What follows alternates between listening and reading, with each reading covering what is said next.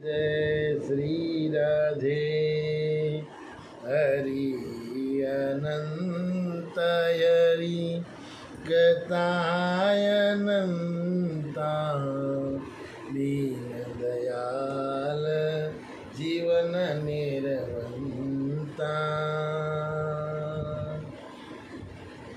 हरि अनंत हरि कथा अनंता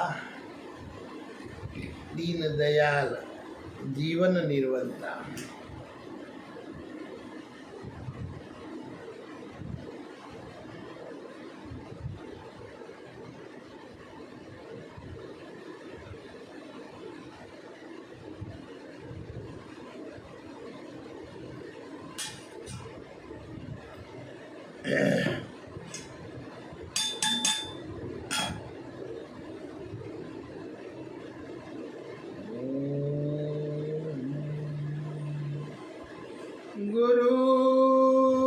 गुरुर्ब्रह्मा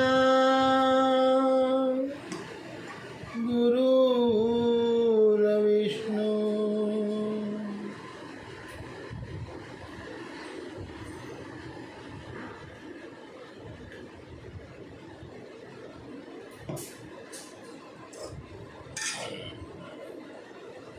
गुरुर्ब्रह्मा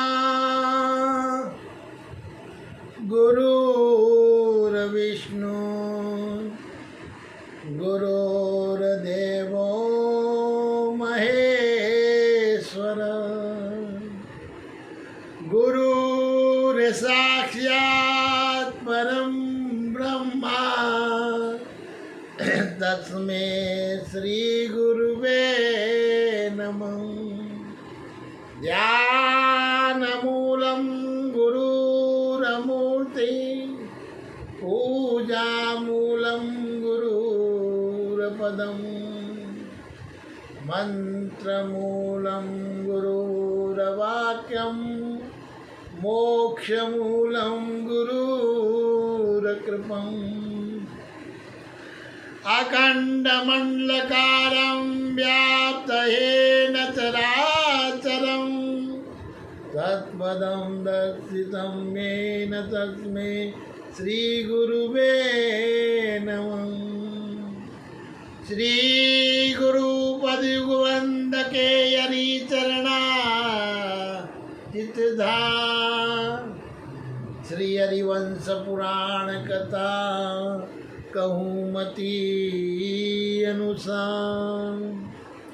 प्राणिन को फल देत जो पाप पुण्य अनुसार, उनकी कथा अनुपये मुद मंगल दाता। बोलिए हरिवंश पुराण की जय, बोलिए श्री विष्णु भगवान की जय। श्री हरिवंश पुराण कथा। श्री हरिवंश पुराण कथा विष्णु पर्व 97वां अध्याय। हरि अनंत हरि कथा अनंता दीन दयाल जीवन निर्वंता। 97वें अध्याय में काल्य वन का वध। भगवान कृष्ण मथुरा सहित द्वारकाधीश में प्रवेश कर चुके हैं और काल्य वन की साथ में तैयारी भी कर दी। तो अब हम काल्य वन को बैकुंठ में भेजेंगे। भगवान श्री कृष्ण की पीछे पीछे दौड़ेगा। जो भगवान के पीछे दौड़ता है उसका जीवन सफल हो जाता है। तो जन्मजी ने पूछा, भगवान मैं आपके बुद्धिमान यदुसेठ महात्मा वसुदेव नंदन भगवान श्री कृष्ण का चरित्र विस्तार पूर्वक सुनना चाहता हूँ। तो भगवान मधुसूदन किस लिए मथुरा छोड़कर चले गए? वह तो मध्य देश का ककुंद सर्वोत्तम स्थान, लक्ष्मी देव का आदित्य धाम, पृथ्वी का श्रृंगार, सुंदर दर्शनीय, प्रचुर धन धान्य से संपन्न आर्यों का निवास स्थान जल की अधिकता से सुशोभित तथा सभी अधिष्ठानों में सबसे उत्तम है। द्विषेट दशार कुल नंदन श्री कृष्ण ने बिना युद्ध के ही उसे क्यों छोड़ दिया तथा काल यवन ने भी श्री कृष्ण के साथ क्या बर्ताव किया। महाबाहु, महायोगी और महातपस्वी भगवान जनार्दन ने जल रूपी दुर्ग से घिरी हुई द्वारका में जाकर क्यों क्या किया। काल यवन का पराक्रम कैसा था और किसने उस बलशाली वीर को जन्म दिया और जिसे असहा समझकर भगवान श्री कृष्ण द्वारका से हट गए थे। वेशभाई जी ने कहा, राजन, विष्णु और अंधकवंशी यादवों के गुरु पुरोहित महामना गार्ग्य मुनि पहले नियम पूर्वक ब्रह्मचारी रहकर किसी साधना में लगे हुए थे। वे उन दिनों स्त्री संसर्ग से दूर रहते थे, विकार रहित उधर्वता ब्रह्मचारी के रूप में रहते हुए उन गार्ग्य मुनि पर उन्हीं के साले ने राज्यसभा में नपुंसक होने का कलंक लगाया। तो राजन, जिन्होंने अजीत परमात्मा को भी जीत लिया था और उस नगर में इस प्रकार कलिंत होने पर उन्होंने स्त्री की इच्छा तो नहीं की परंतु क्रोधपूर्वक अत्यंत कठोर तपस्या आरंभ कर दी। वे गार्ग्य मुनि अचिंतनीय और स्वरूप शूलपाणी महादेव जी की आराधना करते हुए 12 वर्षों तक केवल लोहे का चूर्ण खाकर रहे। जब भगवान रुद्र ने उन्हें वर देने के रूप में पूर्ण तेजस्वी पुत्र प्रदान किया जो युद्ध में वृष्णि और अंधक वंशों के वीरों का भी निग्रह करने में समर्थ था। इसी समय यवनों के अधिपति एक राजा ने उस पुत्र प्रदान करने वाले वर का वृत्तांत सुनाया। वह देव योग से पुत्रहीन तथा और पुत्र पाने की इच्छा रखता था और उस यवन नरेश ने द्विषेट गार्गी को सांत्वना पूर्वक घर लाकर और ठहराया और किसी गोष्ठ के भीतर उन्हें गोप नारियों के संसर्ग में रखा। उसी गोष्ठ में गोपाली नाम वाली अप्सरा थी और जो गोप नारी का वेश धारण करके वहाँ उतरी थी, उसी ने गार्ग्य मुनि के उस उदर एवं अच्युत गर्भ को धारण किया। भगवान शंकर के वर के प्रभाव से गार्ग्य मुनि की उस मानवी रूप धारणी अप्सरा रूपा भार्या के गर्भ से महाबली शूरवीर काल्यवन का जन्म हुआ। राजन, उस शिशु का उस पुत्रहीन राजा के अंतपुर में लालन पालन एवं संवर्धन होने लगा। उस राजा की मृत्यु होने के पश्चात काल्यवनी उसके राज्य का अधिपति हुआ। किसी के ऊपर द्वेष डालने से पहले भगवान कहते 2 कदम सोच ले, कहीं तुम्हारे ऊपर काल का समय न आ जाए। गार्ग्य ऋषि जी जैसे मुनियों के ऊपर लोगों ने ईर्ष्या की और कुछ बातें मुंह से बोल चुके थे। तीर का बाण तो वापिस तुवीर में चला जाता है, लेकिन मुख से जिया से छूटी हुई जबान वापिस कहीं लौट के नहीं आती है। तो भगवान इस प्रकार काल्यवन का जन्म हुआ और फिर संसार में पाप का भार हो गया और फिर भगवान को आना पड़ा। भगवान तो हजारों लाखों वर्षों के बाद में अवतार लेते हैं, तब तक गऊ में गुण पीसने के साथ गुण पीसते हैं, उसी प्रकार जनता भी पीस ही जाती है। तो फिर राजन, उस शिशु का उस पुत्रहीन राजा के अंतपुर में लालन पालन एवं संवर्धन होने लगा और अधिपति हुआ। राजा काल्यवन युद्ध की अभिलाषा रखकर श्रेष्ठ द्विजों से पूछने लगा कि सबसे बड़े वीर कौन है और कहाँ रहते हैं। तब देव ऋषि नारद ने उसे विष्णु और अंधक वंश का परिचय दिया तो नारद जी से उसको मिले हुए वरदान का समाचार जानकर भी तेजस्वी मधुसूदन ने यवनों के यहाँ पलते हुए उस काल्य वन की उपेक्षा कर दी और जब यवनों का राजा महाबली काल्यवन समृद्धिशाली हुआ तब दूसरे मलेश नरेश उसकी शरण लेकर उसी का अनुसरण करने लगे। शक, तुषार, दर्द, पारद और सिंगल, कास, खस और वैभव तथा दूसरे सैकड़ों हिमालय निवासी मलेश उसके साथ हो गए और सल्पों के समान उन अगणित लुटेरों से जो नाना प्रकार के वेश और आयुध धारण करने के कारण बड़े भयंकर प्रतीत होते थे, गिरा हुआ राजा काल्यवन मथुरा पर चढ़ आया और उसके साथ हाथी, घोड़े, गधे और ऊँट हजारों, लाखों तथा करोड़ों की संख्या में विद्वान थे। वे उस विशाल सेना से गिरकर इस पृथ्वी को कंपित कर रहा था। उस राजा ने सेना द्वारा उठी हुई धूल से सूर्य के मार्ग को आच्छादित कर दिया और सैनिकों के मलमूत्र से नूतन नदी की सृष्टि कर दी। जिस प्रकार अभी पीछे बड़ी महामारी पुरुषों के द्वारा हो रही थी, है नारी हत्या, गो हत्या, धर्म हत्या, है उसी का परिणाम ये महामारी है। और महामारी जाने का एक ही साधन है, शरीर से जैसे महामारी जाती है, कुछ बीमारी अगर दूर करनी है तो डॉक्टर भी भगवान से प्रार्थना करता है कि अब तो भगवान बचाने वाला है, मारने वाला है भगवान, बचाने वाला है भगवान।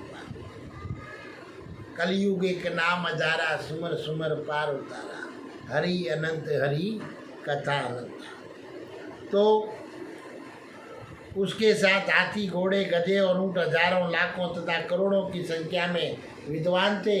वे उस विशाल सेना से गिरकर इस पृथ्वी को कंपित कर रहा था। उस राजा ने सेना द्वारा उठी हुई धूल से सूर्य के मार्ग को आच्छादित कर दिया और सैनिकों के मलमूत्र से नूतन नदी की सृष्टि कर दी। थोड़ा सा विचार कथा के द्वारा करें तो सभी पाप दूर हट जाते हैं। देखो, भीष्म पितामह अखंड प्रतिज्ञा ले रखी थी ब्रह्मचारी की, तो उनकी माता ने राजगद्दी के लिए अपने व्यास पुत्र को बुलाए और व्यास पुत्र ने कहा, माता 1 साल तक रुक जाओ। तो माता ने कहा, मुझे समय नहीं है, इसलिए तुम मुझे अम्बे और अंबिका के गर्भ से पुत्र प्राप्ति का आशीर्वाद दे के जाओ। तो उन्होंने आशीर्वाद दिया। तो आशीर्वाद पहले लेने गई, वो महात्मा जी को देख के घबरा गई। घबराने से उसकी आंखें मिचली तो धृतराज के जैसे पुत्र उत्पन्न हुए। फिर दूसरी रानी को भेजा तो उसने आंखें खुली रख ली, तो पुत्र तो हुआ लेकिन वंश आगे नहीं बढ़ा। फिर उसने चांस कहा कि एक तीसरा चांस और दे, तो तीसरा चांस दिया। तो देते ही रानियाँ बड़ी चतुर थी, वे एक गाल पे थप्पड़ खा लेती, दूसरे गाल पे थप्पड़ नहीं खाती है। तो उन्होंने अपनी दासी को भेजा। दासी भावना की अच्छी थी, तो उसके घर में विदुर उत्पन्न हो गया। और इसी प्रकार यह संतों की ऊपर दुर्व्यवहार किया, तो उनके दुर्व्यवहार से कालिए नाग की उत्पत्ति। अच्छी भावना हो तो अच्छा वंश होता है, और अच्छी भावना न हो तो फिर संभलना मुश्किल होता है। घर बनाने में समय लगता है, घर बिगड़ने में 1 सेकंड नहीं लगता है। फिर देखो, फिर वही उसके बाद में महाभारत शुरू हो गया। तो इसी प्रकार यही महाभारत था। काल्य बनाया, अभी भक्ति वाले को भी दुख दे रहा है, सबके लिए दुख दुख सुख हो गया, सुख भाई। तो इस प्रकार उस राजा ने सेना द्वारा उठी हुई धूल से सूर्य के मार्ग को आच्छादित कर दिया और सैनिकों के मलमूत्र से नूतन नदी की सृष्टि कर दी। जनेश्वर घोड़ों और ऊँटों की रीदों के ढेर से वह नदी प्रकट हुई थी, इसलिए उसका नाम असकृत हो गया। उसकी विशाल सेना के आगमन का समाचार सुनकर विष्णु और अंधक कुल के अगुआ वसुदेव जी जब जाति भाइयों को एकत्र करके उनसे इस प्रकार बोले, बंधुओं, ये विष्णु और अंधक कुल के लिए महान एवं घोर संकट उठ खड़ा हुआ है, तो पिनाक पाणी भगवान शंकर के वरदान से हमारा शत्रु अवध्य है। उसे शांत करने के लिए हमने साम आदि उपायों का भी सर्वथा प्रयोग किया है, परंतु वह मद और बल से उन्मत्त होने के कारण केवल युद्ध करने की इच्छा प्रकट करता है। नारद जी ने इतने ही समय तक हम लोगों का यह निवास बतलाया था। ऐसे शक्ति साधन संपन्न शत्रुओं के प्रति सांत्वनापूर्ण वचन कहना ही परम उत्तम माना गया है।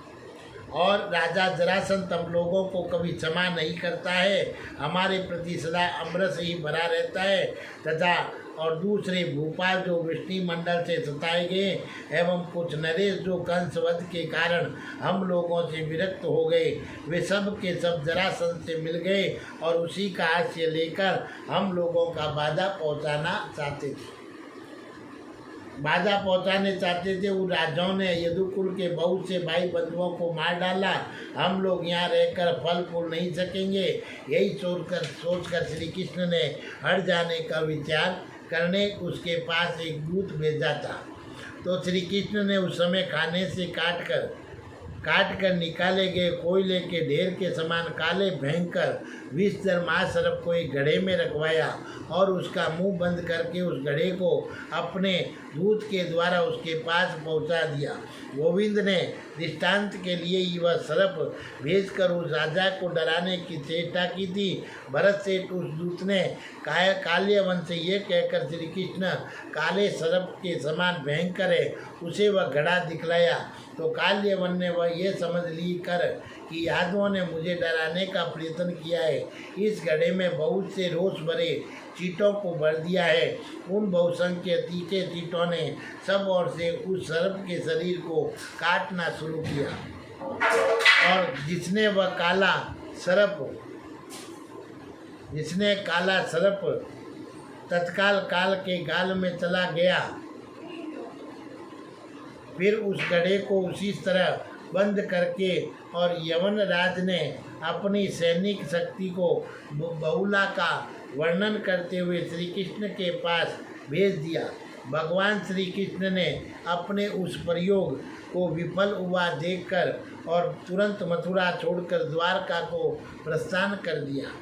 राजन महायशस्वी वसुदेव ने उस वैर का अंत कर डालने की इच्छा से द्वारकापुरी बसाकर विष्णु वंशियों को आश्वासन दे पुनः वहाँ से मथुरा को प्रस्थान किया।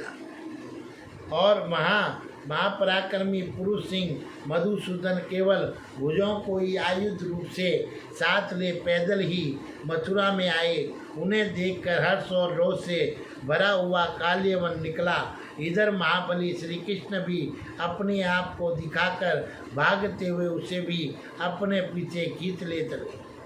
यवनेश्वर राजा काल्यवन गोविंद को पकड़ लेने की इच्छा से उनके पीछे पीछे चला, परंतु इन योग धर्मी श्री कृष्ण को वहाँ पकड़ न सका। प्राचीन काल में जब देवासुर संग्राम हुआ था, उस समय मानधाता के पुत्र महायशस्वी महाबली राजा मुस्कंद ने देवताओं की ओर से युद्ध करके उसमें सफल प्राप्ति की। देवताओं ने उनसे वर मांगने का अनुरोधन किया, तब उन्होंने निंद्रा को ही वर के रूप में ग्रहण किया। युद्ध से थके होने के कारण उस समय उनके मुंह से निम्नाकित वाणी प्रकट हुई और देवताओं तो मुझे सोते से जगा दे, उसे मैं क्रोध में प्रज्वलित हुए दृष्टि के द्वारा जलाकर भस्म कर दूं, ऐसा उन्होंने बारंबार कहा। तब देवताओं सहित इंद्र ने उनसे कहा कि ये मस्तु ऐसा ही हो। इस प्रकार देवताओं से आज्ञा लेकर वे गिरिराज के पास आए और श्रम से थके हुए राजा ने पर्वत की किसी गुफा में प्रवेश करके उस समय तक शयन किया जब तक कि उन्हें श्री कृष्ण का दर्शन नहीं हुआ था। राजा मुचकंद के तेज तथा देवताओं से उन्हें मिले हुए वरदान की सारी बातें देव ऋषि नारद ने वसुदेव नंदन भगवान श्री कृष्ण को बताई थी। तब मलेश जाति शत्रु के द्वारा पीछा किए जाते हुए श्री कृष्ण ने मुचकंद की उस गुफा में एक विनती पुरुष की भांति प्रवेश किया। बुद्धिमानों में श्रेष्ठ श्री कृष्ण राज ऋषि मुचकंद के सिराने की और उनके दृष्टिपथ को त्याग कर अर्थात जहाँ से उन्हें दिखाई न दे सके ऐसे स्थान पर खड़े हुए। उनके पीछे पीछे उस काल्य वन ने भी गुफा में प्रवेश करके सोए हुए राजा मुचकंद को देखा। वह दुर्बुद्धि अपने लिए काल के समान उस नरेश के पास स्वयं ही जा पहुँचा। जैसे पतिंगा अपने ही विनाश के लिए आग में कूद पड़ता है, उसी प्रकार काल यवन ने मुचकंद को श्री कृष्ण समझकर उन्हें अपने विनाश के लिए लातें मारी। लात से मारा राज ऋषि मुचकंद उनके पैरों की ठोकर लगने से जाग उठे और एक तो उनकी निंद्रा भंग हुई थी और दूसरे उस यवन ने उन्हें पैर से छू दिया था। इससे वे कुपित उठे। फिर इंद्र से मिले हुए वर का स्मरण करके उन्होंने सामने खड़े हुए काल यवन की ओर देखा। उनके क्रोधपूर्वक देखते ही वह सब ओर से आग में जलने लगा। जैसे वज्र सूखे वृक्ष को जला देता है, उसी प्रकार मुचकंद के नेत्रों के तेज से प्रकट हुए उस अग्नि ने कालिय वन को क्षण भर में ही जलाकर भस्म कर दिया। बुद्धिमान भगवान श्री कृष्ण का अभीष्ट कार्य सिद्ध हो गया। वे चिरकाल से सोए हुए उन तेजस्वी राजा मुचकंद से ये उत्तम वचन बोला। राजन, आप दीर्घ काल से यहाँ सो रहे थे और मुझे नारद जी ने आपके विषय में बताया था। आपने मेरा मान कार्य सिद्ध कर दिया। आपका कल्याण हो। अब मैं जाता हूँ। और राजा मुचकंद ने वसुदेव नंदन श्री कृष्ण को कद में छोटा देखकर ये समझ लिया कि दीर्घ काल व्यतीत होने से युग बदल गया। राजा ने गोविंद से पूछा, आप कौन हैं तो और किस लिए यहाँ आए? मेरे सोते सोते कितना समय व्यतीत हो गया? यदि जानते हो तो बताइए। श्री कृष्ण ने कहा, राजन, चंद्रवंश में नहुष के पुत्र राजा अयाति हो गए हैं और उन्हें ज्येष्ठ पुत्र यदु थे और यदु के 4 छोटे भाई और थे। और विभो नरेश्वर, आपको विदित हो कि मैं यदुवंश में उत्पन्न हुआ हूँ, वसुदेव का पुत्र हूँ। तुम लोग मुझे वासुदेव कहते हैं। मैं वासुदेव ही यहाँ आया हूँ। और आप त्रेता युग में सोए थे। मुझे आपके विषय में नारद जी से सब बातें ज्ञात हुई है। इस समय द्वापर और कलयुग की संधि का काल समझिए। इसके सिवा आपकी क्या सेवा करूं? और नरेश्वर, तुमने मेरे उस शत्रु को जलाकर भस्म कर दिया जिसे देवताओं से वरदान प्राप्त था और जो युद्ध में मेरे द्वारा 100 वर्षों में भी नहीं मारा जा सकता था। वेशभाई जी कहते हैं, जन्मजे श्री कृष्ण के ऐसा कहने पर राजा मुचकंद गुफा के द्वार से बाहर निकले और उनके पीछे कृत्य हुए बुद्धिमान श्री कृष्ण भी थे। उन्होंने देखा पृथ्वी पर छोटे छोटे मनुष्य भरे हुए हैं और उन सब के उत्साह, बल, वीर्य और पराक्रम बहुत थोड़े हैं। वह अब अपना केवल राज्य बच गया है जिस पर दूसरे का प्रभुत्व स्थापित हो चुका है। तब राजा ने बड़े प्रेम से भगवान श्री कृष्ण को विदा किया और स्वयं अपने मन में तपस्या का निश्चय करके और हिमालय पर्वत पर वहाँ के विशाल वन में चले गए। और वहाँ तपस्या करके शरीर को त्याग कर राजा मुचकंद अपने अशुभ निवारण पुण्य कर्मों के द्वारा स्वर्गलोक में जा पहुँचे। इधर महामनस्वी धर्मात्मा भगवान वासुदेव ने भी अपने शत्रुओं को पूर्वोक्त रूप से मरवाकर उसकी सारी सेना पर अधिकार कर लिया। बुद्धिमान श्री कृष्ण बहुसंख्य रथ, हाथी, घोड़े, कवच, शस्त्र, अस्त्र और ध्वजाओं से युक्त सेनाओं को जिसका राजा मारा गए वो अपने साथ ले गए और उनका मनोरथ पूर्ण हो चुका था। जनार्दन ने वह सारी सेना उस प्रचुर धनराशि से उन्होंने द्वारकापुरी की शोभा बढ़ाई। बोलिए द्वारकाधीश की जय।